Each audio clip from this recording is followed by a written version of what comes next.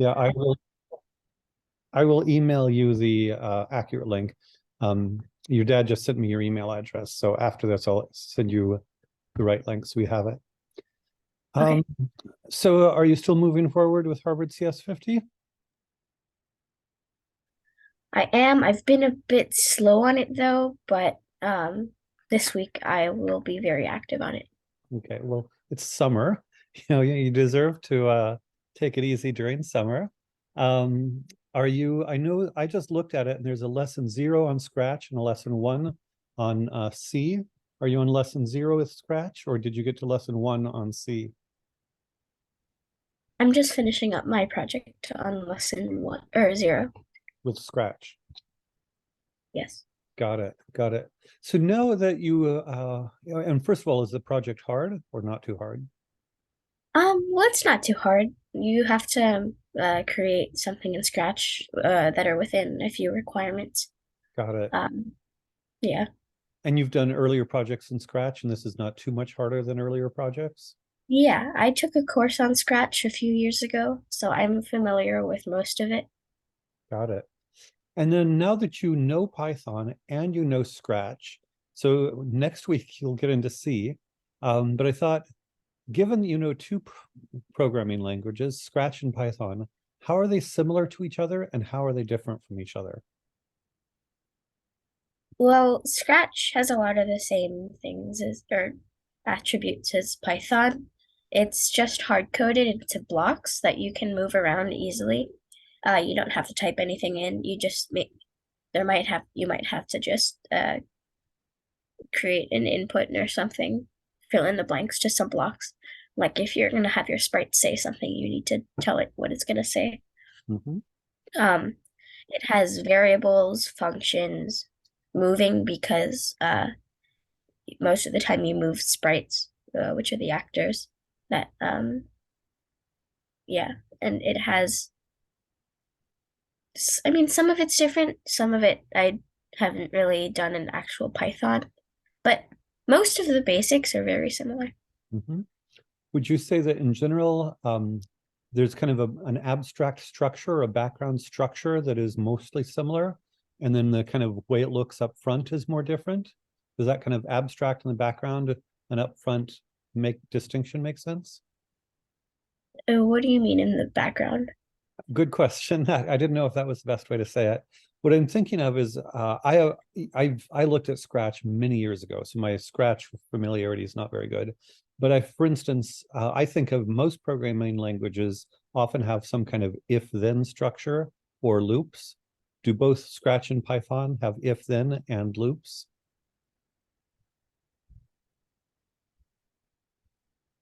Yes, they do.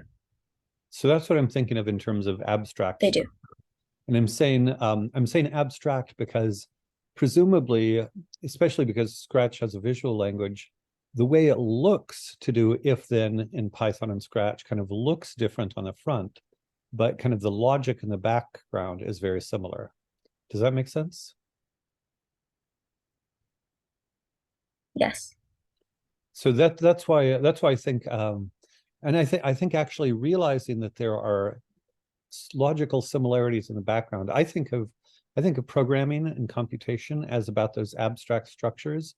And as you learn different languages, the front end may be different, and you may have to there's syntax. So how you organize the Python language? There are certain things you can and cannot do in the Python language in terms of how you organize it. But the goal is to have the logic of the programming work, and then you just have to learn the details of the syntax for Python. Does that make sense? Yes, it does.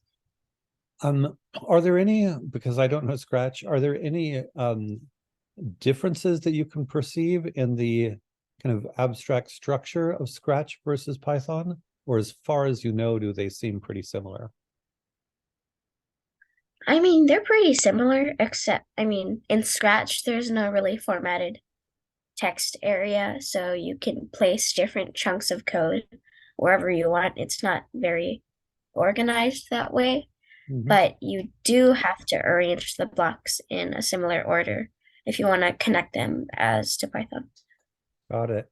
Got it. Um, this may sound like a strange analogy, but now I'm thinking, you also know three human languages, English, French, not French, English, Spanish, and a little bit of Portuguese. Do you think that human languages in some ways have a similar kind of abstract structure, even though their words are all different? Yes, And then the I think question so. is, yeah, what is that? So, I mean, the grammar, uh, just because I know Spanish and I don't know Portuguese, um, the grammar words are arranged differently. So if I say, let's see, um, uh, uh, I'm thinking of a good example, but if I say a blue rose, that's ridiculous. Well, una rosa azul, in English, you put the adjective before the noun. I see a blue rose, whereas in Spanish, you put the um, un rosa azul, the noun first and then the adjective afterwards. Is that correct? I think so. Yes. So, and then we get into what counts as abstract structure, because I mean, my intuition kind of agrees with you that just like computer languages share some kind of abstract structure, I guess the question is, does it make a difference? Do we want to say that Spanish and English are pretty different or pretty similar, even if their words are different and the order of the words are different? Are they still pretty similar in their structure, even if the order of the words is different?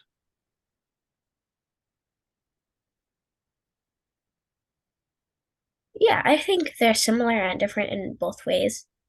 Um, Sometimes if the words are sort of match English words, and somebody who doesn't really know anything could like pick a sentence up.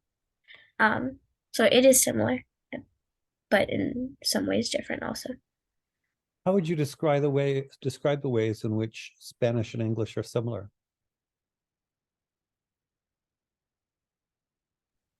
Well, there's different words, cognates that makes Spanish words sort of sound English.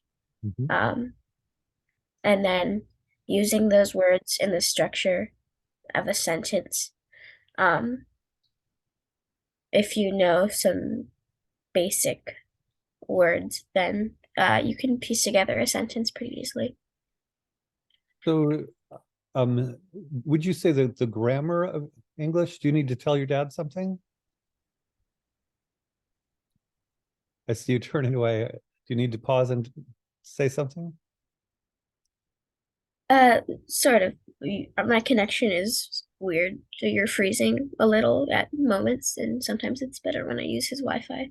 Got it, got It it. seems to be fine now, though. Yeah, so would you say that in general, the way we make sentences is similar in Spanish and in English? Yes. Um, and then what if, did you ever learn Spanish grammar? Or how much do you know about English grammar versus Spanish grammar? Um, well, I mean, I know they're pretty similar. Um, do you mean like just structure of sentences or past tense or something like that? Well, all of the above, but that's why I took the very simple example of the order of nouns and adjectives are different in Spanish and English. But I'm trying to think, you know, there are two ways to learn a language. You can kind of in a school, often you learn the vocabulary and grammar, and then you try to speak it. Or if you just learn it through immersion, you just practice speaking it all the time, and you kind of learn the grammar by osmosis. You just sort of absorb it. And would you say that you spent more time learning Spanish by just practicing it, or more time by studying it, studying the grammar and vocabulary? Wait, can you say that again? Yeah, what I'm saying is, I've actually forgotten how you learned Spanish, and is it mostly through Duolingo, or did you have a class in? Mostly nowadays because I used to be better at it than I am now when I was younger because I went to a Spanish immersion preschool and I had a Spanish babysitter who would always speak to me. But then when I went into kindergarten, there was no Spanish class, and since I was at school, I started to not go to my babysitters so much. So I did kind of lose it. Got it. So immersion, that's how we learn English.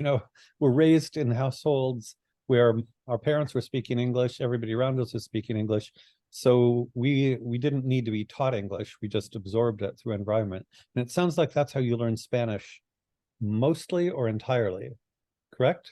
Or Yes, have you studied Spanish a little bit since then? I have. And Duolingo? Yeah, Duolingo and then some classes. Okay. And does Duolingo get into grammar at all, or is it just vocabulary? Um, I don't think it emphasizes on grammar as much. It shows you sentences, and I think just by looking at those so much, you sort of get it. Got it. So you're Um, absorbing the there's grammar. Yeah. yeah, there's some instances where it gives you like a lesson, but it doesn't really like tell you this is how the sentence is. Got Always do it here or here. Got it. And we're kind of jumping ahead, but there is a long conversation about, how different languages are similar or different. And I think a long time ago, you and I talked about how English and Spanish are, well, Spanish and Portuguese are very closely related. English, and they're both Romance languages, and then English, Spanish, and Portuguese are not so far apart. But like Hawaiian is completely different. Yes. And you know just a tiny bit of Hawaiian, correct? Just a few words here and there. My dad knows more than me. Yeah, I mean, at some point, again, it might be interesting to learn because it's a very different grammar. And especially, if you were able to learn it, you'd have an example of a very different grammar. But what I'm thinking is that, next you are going to learn C. And in some ways, C is going to have a whole different, in terms of computer languages, C is going to have a whole different set of, commands. You'll have to learn different, the language itself, the syntax. But insofar as, Python and Scratch, I'm hoping that the general kind of logical structure of C will still be familiar. And I thought it might be interesting to kind of think about the general structure of programming languages versus the particular details of particular languages. And then think about, too, human languages. Do they have a general structure in common versus, their obvious differences? Does that make sense? Yes, it Um, does. and part of it is I think we learn better when we recognize things that are familiar. So I think you'll learn C more easily if you see, oh, I see they're doing if-then statements and loops and conditionals, and I know all of this from Scratch and Python. And then you just have to, figure out the kind of details of how C is expressed. And you don't kind of have to relearn all of the logical structure. And then just to continue the analogy with human languages, at least, most human languages, say, I go to the store, yo voy a tienda, or yeah, we can, yo voy a tienda is not quite right. Do you know how to say I go to the store? I think my grammar's wrong there. In Spanish? That would be the first thing that pops into my mind. I'm not sure. I can look it up though. Okay. But anyway, my point is the structure is pretty similar. And even if it's not quite right, um, I think most Spanish speakers could understand us. And I honestly don't know if it's quite right or not. And so as long as the basic structures are okay, I think it's easier to learn something new. Whereas I think, with Hawaiian, you would learn just a completely new grammar. And someday, do you hope to learn Hawaiian someday? Um, I'm, I mean, at least just a few sentences. I don't, besides my dad, and then I think sort of my grandpa. I don't know anybody who speaks Hawaiian. Does So your I think grandpa I might be able to pick up a few sentences from them. does your grandpa speak Hawaiian fluently? No, Okay. no, he doesn't. But Like my dad, he probably knows a few words. Okay.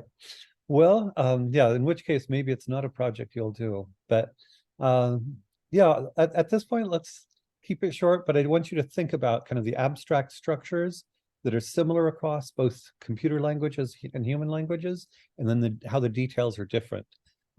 Does it make sense that that would make it easier to learn, say, a new computer language if you think of how some things are similar and some things are different? Yes. Okay, cool. Well, in which case, good luck on your Scratch project, and I look forward to hearing how the course on C goes, okay? All right. Thank you. You're welcome. Have a great week. Thank Bye-bye. you.